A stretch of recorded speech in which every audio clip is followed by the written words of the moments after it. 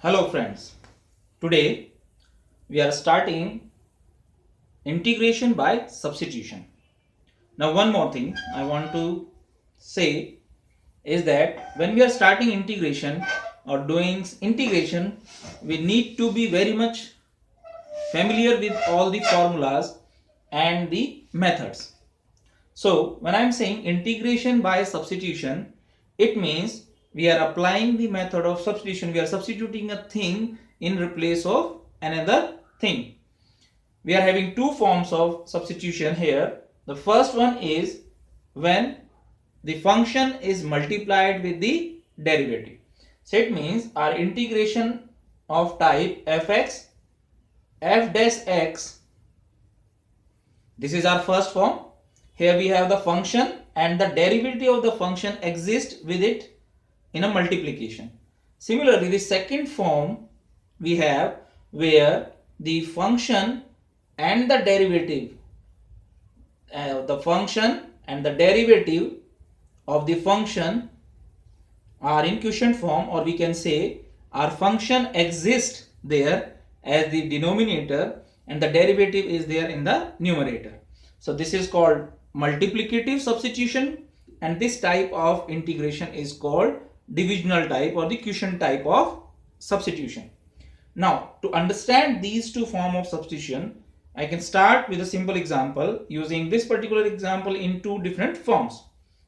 When I am starting, let's our example be, our first example be integration of sine cube x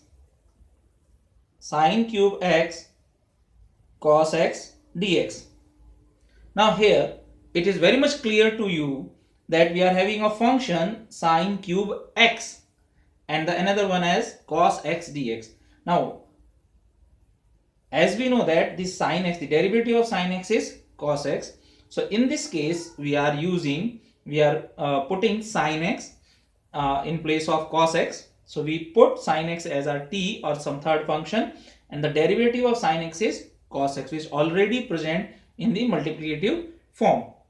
So we put here sine x is equal to t.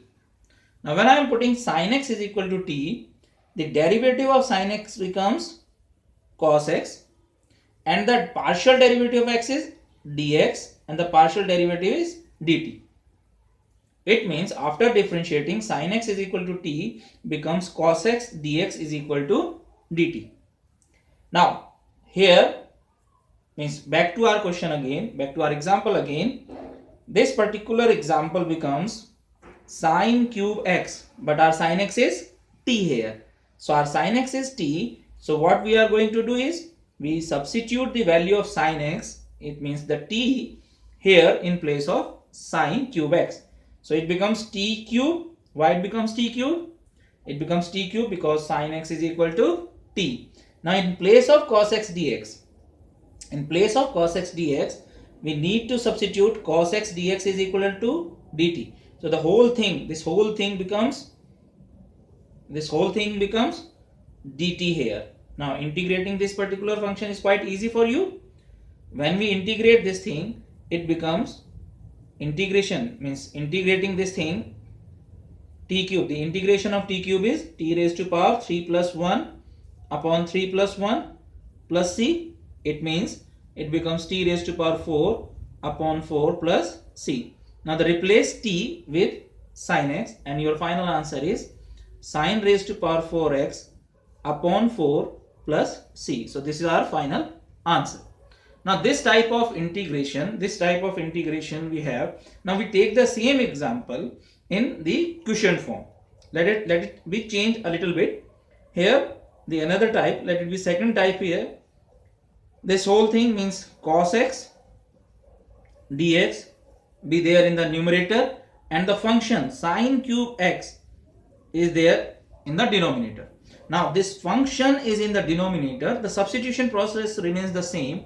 When the substitution process remains the same, our result is means after substitution, after putting sine x is equal to t, cos x dx is equal to dt, this particular question or this particular example becomes what? Here we go. After substituting these two things here, this cos x dx, again this cos x dx is equal to dt. Now this cos x dx is equal to dt, and this sine cube x is t cube, sine cube x is t cube. Now here a little bit of difference, here the t cube is in the numerator, whereas here we have the t cube as the denominator. Now here if it is in the denominator, we convert it into t raised to power minus 3 dt, and simply applying the formula of x raised to power n here. Now this question becomes t raised to power minus 3 plus 1 divided by minus 3 plus 1 plus c. Now this will be like this: t raised to power minus 2 divided by minus 2 plus c, or you can simply say it becomes minus 1 by 2 t square plus c.